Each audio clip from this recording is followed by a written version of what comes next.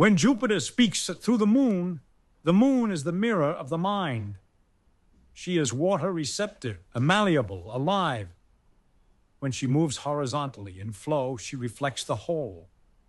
When she climbs upwards towards the height of Saturn, she freezes to ice. Diana to die upward. And the ladder is both adder, the serpent, the fire, the vertical tension. Here the water solidifies, here the light becomes concept, here life becomes role.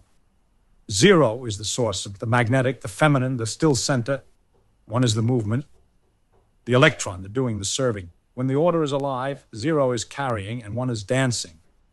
When the order is inverted, one tries to rule over zero and the doing tries to control the source.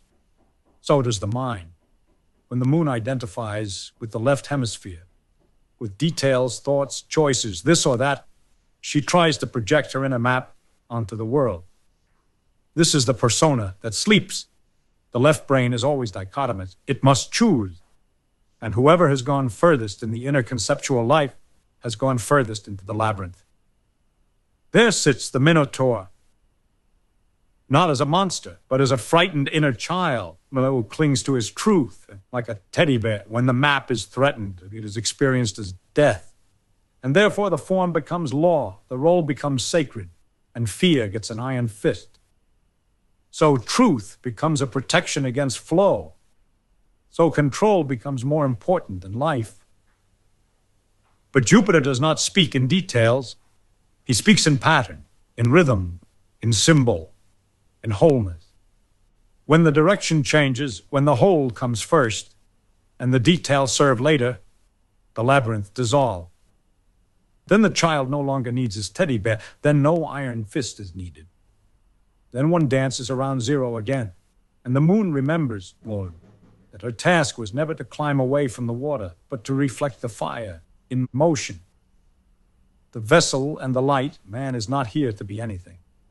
To be in the sense of identifying with body, thought, role, and function is to enter the outer space, the world of form, in the 10th house where masks are worn and power is distributed. Man is here to be let through. We are vessels, containers, mirror surfaces where a cosmic light is allowed to play, be refracted, dance. This light does not belong to us. It cannot be owned, not controlled, not made into law. When it is attempted, when form demands dominion over flow, life stiffens and turns upon itself. Then inversion occurs. The map becomes territory. The tool becomes master. Saturn demands obedience where she once only bore foundation. Flow always comes first. Potential precedes actuality. Fire and water love before earth and air build. Mercury is the language, the trickster, the messenger necessary but dangerous when he is crowned. Jupiter is the seeing intelligence, the iconographic understanding, the one who speaks in patterns rather than statements. The moon is the bowl of consciousness. She remembers, she reflects, she interprets the world from within. When language becomes reality, when line replaces image, when ear takes precedence over eye, then the whole is forgotten. Then man begins to believe that truth must be one, that the world must be understood through the same form for all. That is not enlightenment. That is fear. No man carries the truth. Every person lives their myth. The world is a dream school, not a court. A specially designed journey for each soul, where exactly the experiences needed arise not to justify suffering, but to enable maturity, transparency, presence. When the hierarchy falls, day and night meet horizontally, not in battle, but in dance, not in victory, but in love. This is not a new order.